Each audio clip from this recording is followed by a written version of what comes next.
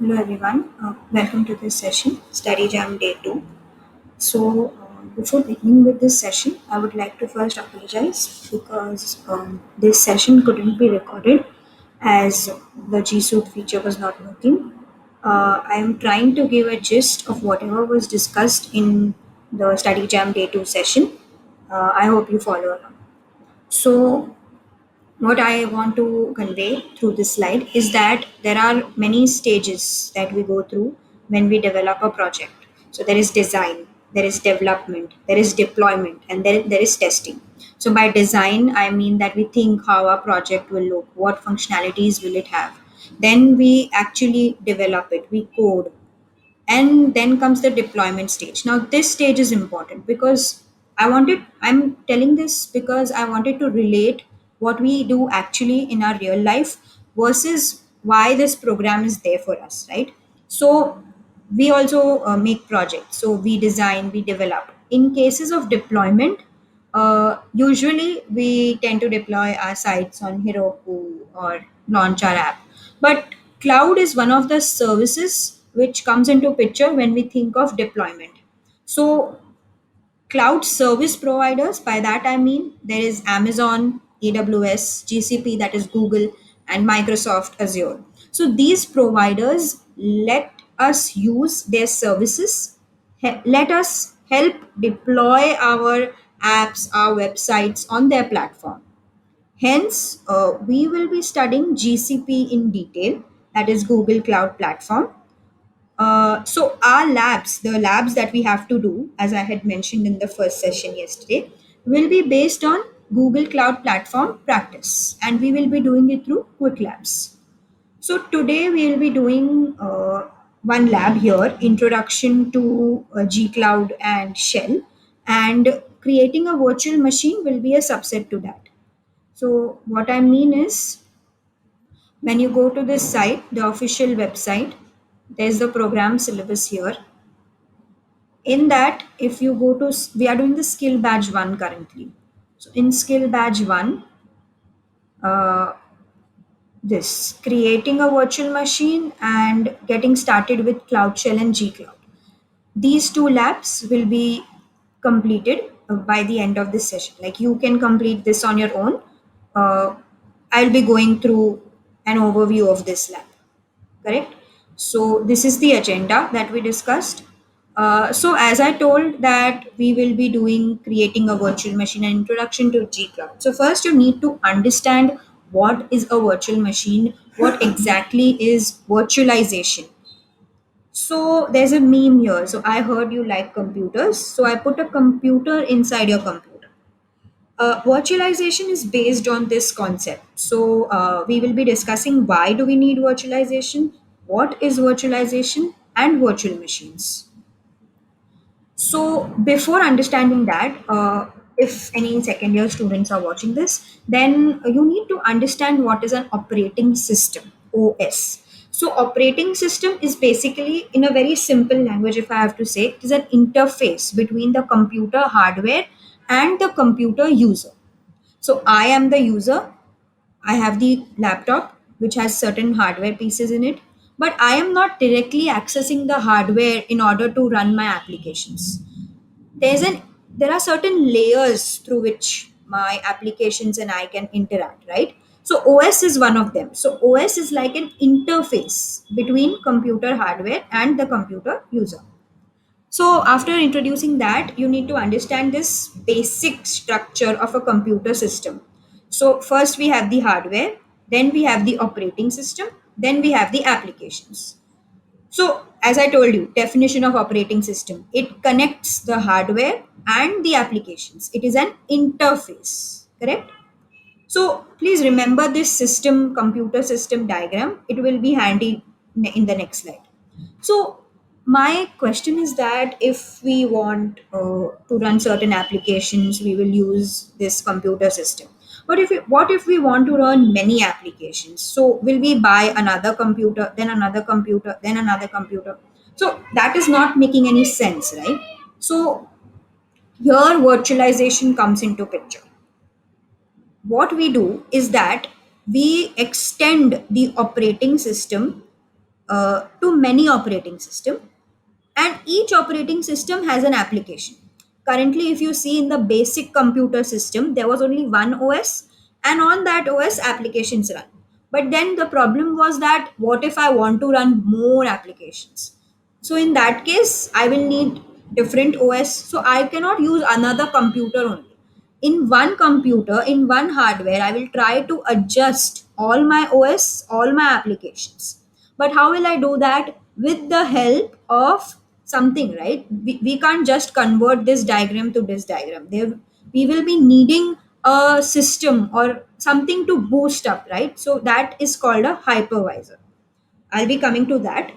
So, as I told, this is the traditional architecture. You have the hardware, you have the OS, then applications run on that OS. But in case of a virtual system, virtual architecture, you have the hardware, then you have a layer, and on that layer, there are many operating systems, and on each operating system, there are applications. Cool. So, this virtualization that you see, virtualization layer that you see, that is called as hypervisor. If in this previous slide you see OS, on each OS there is application, on each OS there is application, and this layer between hardware and OS and applications is the hypervisor, and that is called as the virtualization layer. So if you ask what is a hypervisor, it is a virtualization layer. So again, this is the same application. So you have the physical hardware, then you have the hypervisor. On that hypervisor, you have virtual machines, and on that your applications. So a basic example, if I have to give you, so many of us are Windows users, right? So what if we want to install Linux or Ubuntu in our system? So what we do, we sometimes we either dual boot our system, or what we do, we use virtual boxes, right? So virtual box is a type of a virtual machine. So coming back to hypervisor concept, so what does a hypervisor do actually? It creates virtual machine. As you can see in this diagram, above the hypervisor, you can see many virtual machines created, and on that virtual machine, applications run, right? So, so it creates virtual machine. It is also called as virtual machine monitor, and it allocates resources to all the virtual machines. So this is a very basic terminology that I'm mentioning here. So you have the hardware. I'm repeating these points again and again. Please drill it in your mind. You have the hardware, then you have the operating system. So this host operating system, basically there are two terms. So host operating system and guest operating system. So as I told before, right? If I'm a Windows user, Windows is my actual host operating system. And if I create a virtual machine with OS as Linux, then Linux is my guest operating system. Cool. So, in these slides, what I've tried to tell you is about these things. So, we understood what is an operating system. Operating system is basically an interface between the computer user and the computer hardware. Three layer architecture. So, the three layer architecture is hardware, then OS, then your applications. So difference between traditional and virtual architecture, you can go back to the slides and see that differences of the virtualization layer that you have. And on each virtualization layer, there are many different operating systems. Whereas in traditional, there was only one operating system.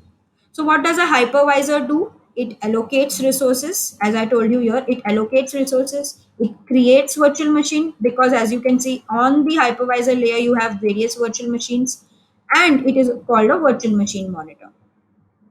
So what is hypervisor called? Virtual machine monitor. And what is a virtual machine? Basically that which can be, installed on our system and to boost the system applications processes. Okay, so now that you learned about virtual machine, I would like to go to a concept of just okay. So, as I told you before, in the agenda, after we learn about virtual machine, We will be doing two labs, creating a virtual machine and getting started with Cloud Shell and G-Cloud. So we will begin with this lab. So what you have to do is basically start with this lab. You have to sign in. So you can sign in with your account, which you registered through which you registered on Quick Labs. Okay, after I sign in, I can see I have no points out of 100.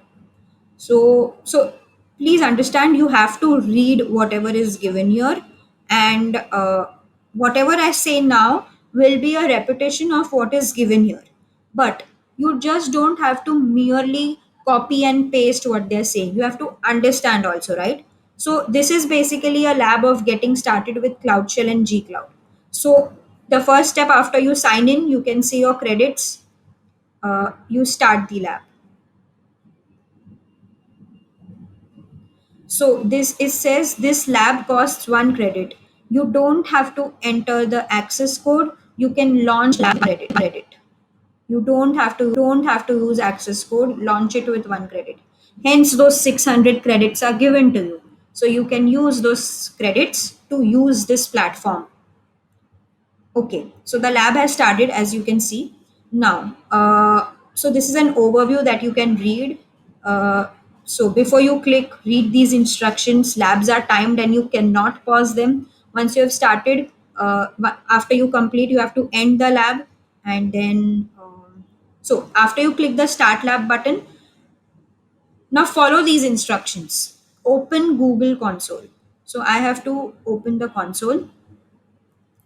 Okay, after opening the console, do not enter your email ID.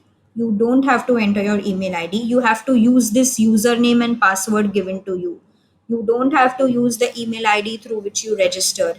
You have to use another account, and in that another account, you have to enter the username and the password given here. Okay, so uh, I will enter my username.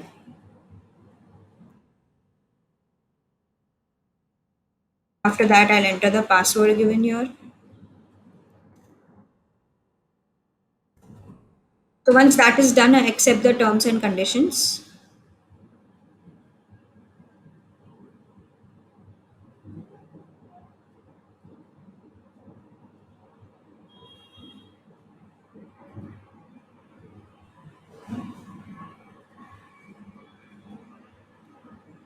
So now see this console. Now very important, select your country, India. I agree and continue.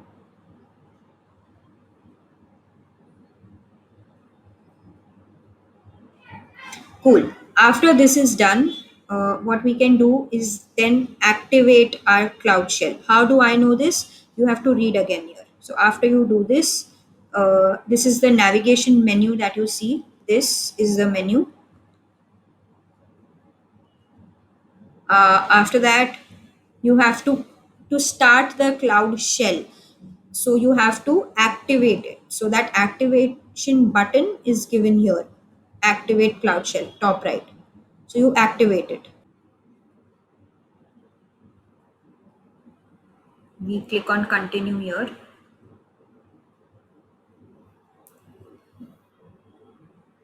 So we are doing this lab, correct? So the timer is running and we continue. So we can see, yes, now we can see the Cloud Shell basically. So the best part of Quick Labs is that you don't need to install anything in your laptops.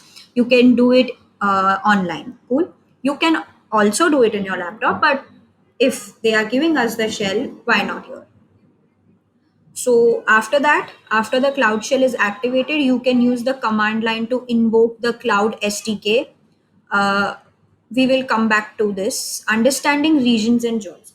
Okay. So basically, what I mean to say is that this cloud is something which people all over the world use. Correct. So uh, for their system, they have designed these concepts of regions and zones.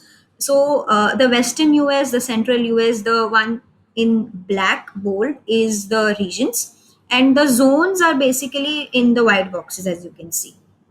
Okay. So this was just if you want defaults, regions and zones are set by using the following values.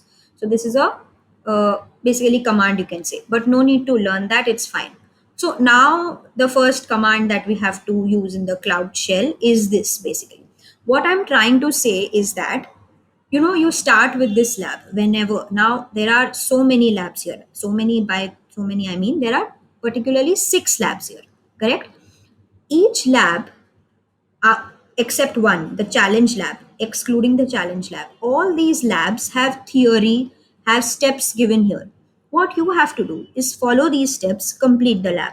Now you will say, why am I just copy pasting everything? I'm just reading and blindly doing, merely doing things. So no, we don't have to do that. We need to understand things, and that is why hence we taught the concept of virtualization, virtual machine first. Then you can at least relate to few concepts, like okay, this is a Cloud Shell.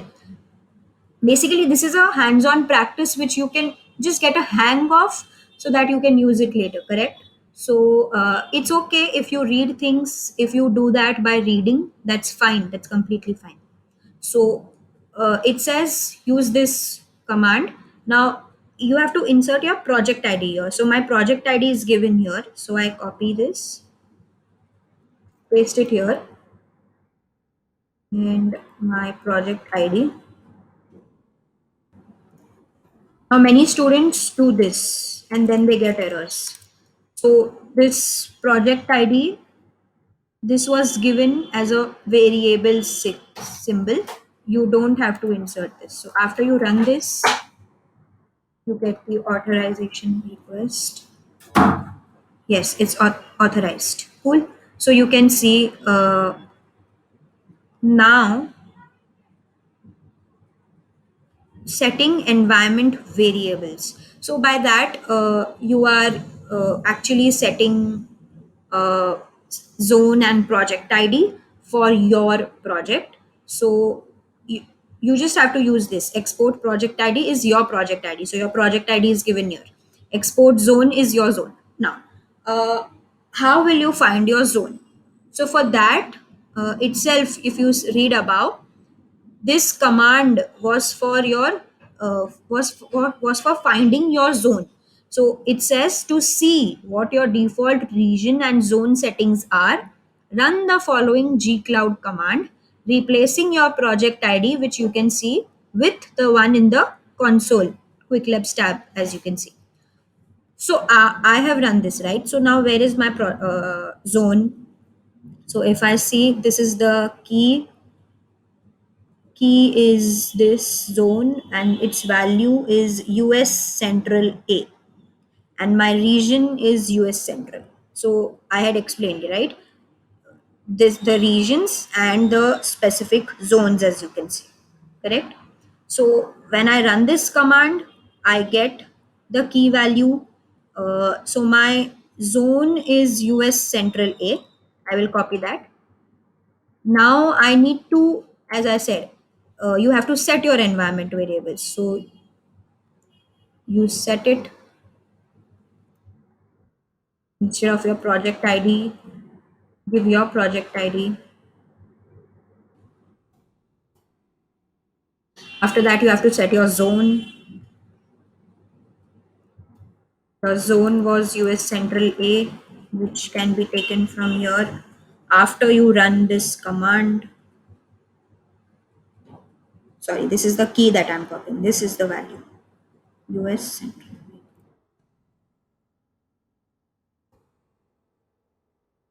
Okay.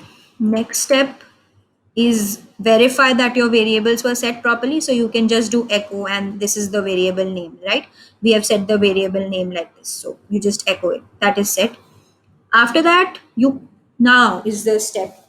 So as I told you before, right? Creating a virtual machine. There are 2 labs for this. One is included here, and another one is a specific lab for virtual machine. Here, this is basically getting started with Cloud Shell and gcloud. Cool. So now to actually create a virtual machine, this is the command. Now please understand what is gcloud compute instances create GC lab 2. So now it is given here. See, the name of the virtual machine is GC Lab 2. You are using this flag basically to specify the machine type. Okay, cool. So now understand, this is the variable that we have to replace with. We just don't have to merely copy, we have to also see if there are certain variable name in that as well. So US Central A is my zone.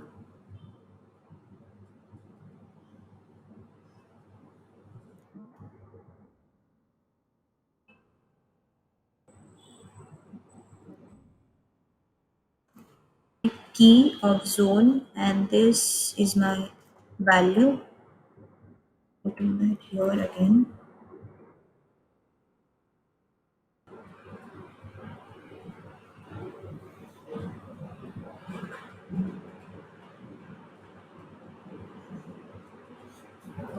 Gcloud compute instances minus minus zone. This was the command, right? Minus minus zone. This should be the output in the ideal case. Yes. Uh,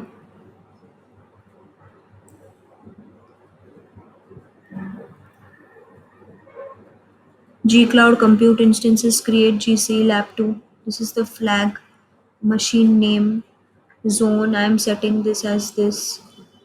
What is the issue? Keyboard interrupt. Mhm.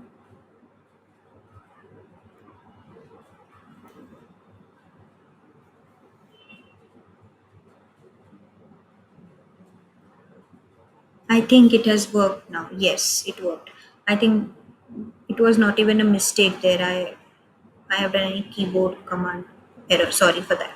So you just basically what you have to do is just copy the command and replace the zone with your zone value, and you can see. And by copying, I mean you understood, right? This is GC Lab 2 is the machine name, uh, and then this is being created.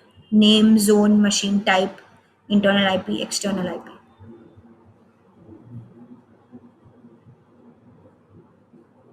Cool.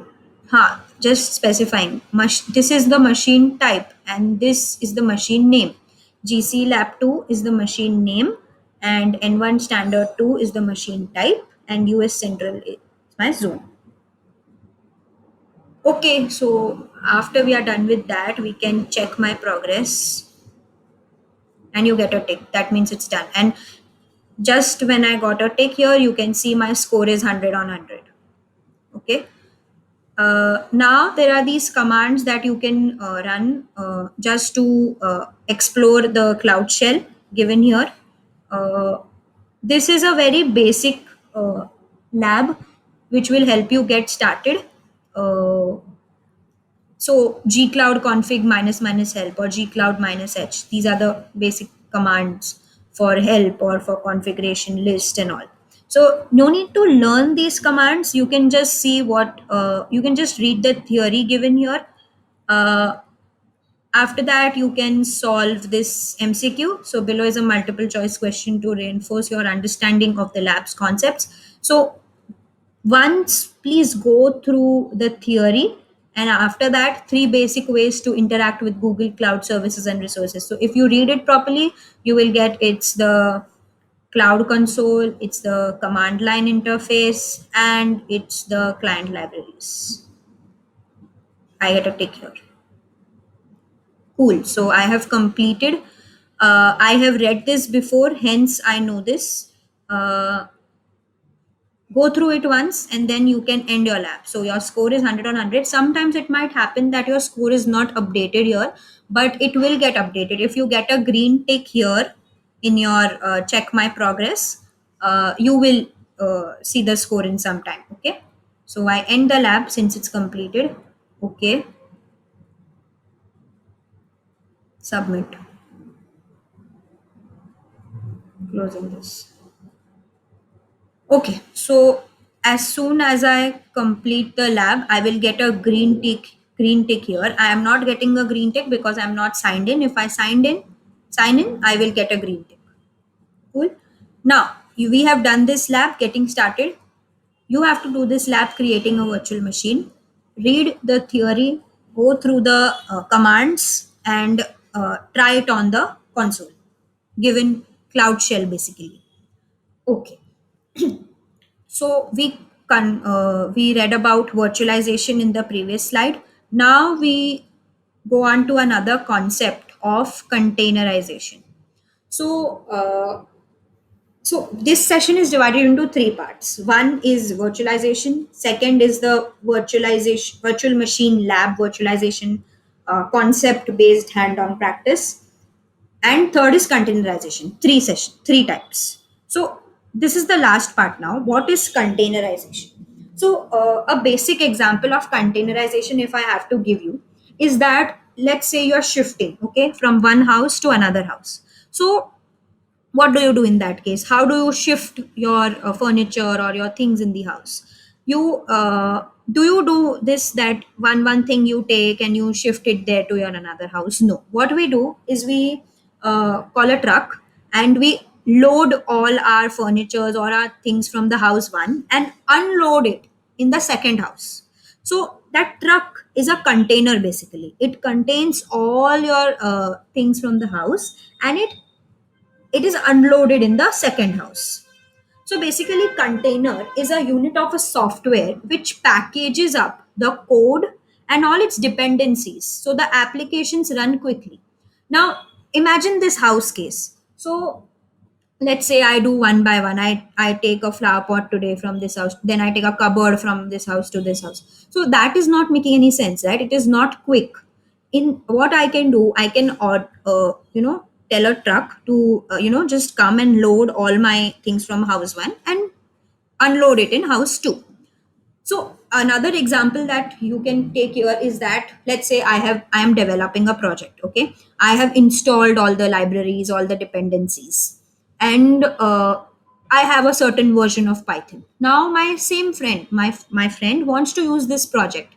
So what he does, he takes my code and either through GitHub or anywhere, and he tries to run it in his laptop, his computer, and he sees an error ki, okay, there are certain dependencies clashing, Python version is not updated. So what to do in that case? In that case, containerization comes in handy. So what I do, I package up all my code and all its dependencies in a container, and that container is easily used by my friend. So it is quick and reliable. So it is a software which is packaging up my code and all its dependencies. So the fact that I introduced you to containerization is because it is somewhat related to virtualization and somewhat different from virtualization both, and to introduce a concept of Docker. So Docker is a most common container technology. Quick walkthrough. You are learning cloud.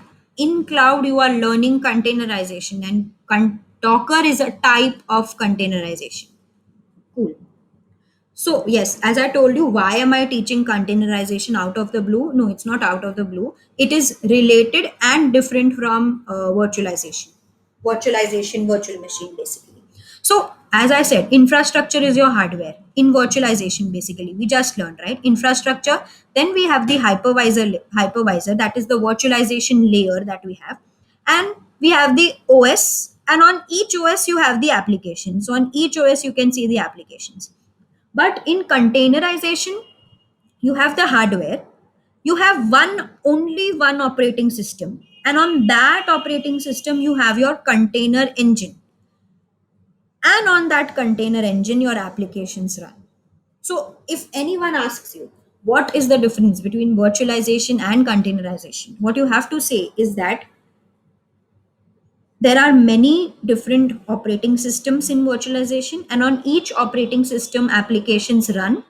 But in containerization, there is only one operating system, but there is a container engine through that the many applications run. So OS is a basic difference. If you see, we will be exploring containerization with the concept of Docker. We will be learning Docker in detail. So this is basically virtualization versus containerization different. Again, I'll repeat the definition. It packages up my code and all its dependencies so that it can be used by one party to another party. Okay, cool. So I hope we are done with creating a virtual machine is a subset, as I'm telling you again. You know this site, bit.ly/g hyphen site. This is the main site of Google 30 days of Google Cloud program. And we are doing the labs of the syllabus given on that site. I will mention the site link in the description. You can check that out.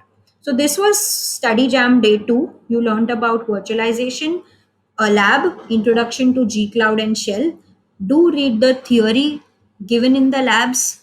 Try to understand concepts, small concepts related to it, and practice it on the console. Okay, so we will meet again with Study Jam Day 3. Thank you.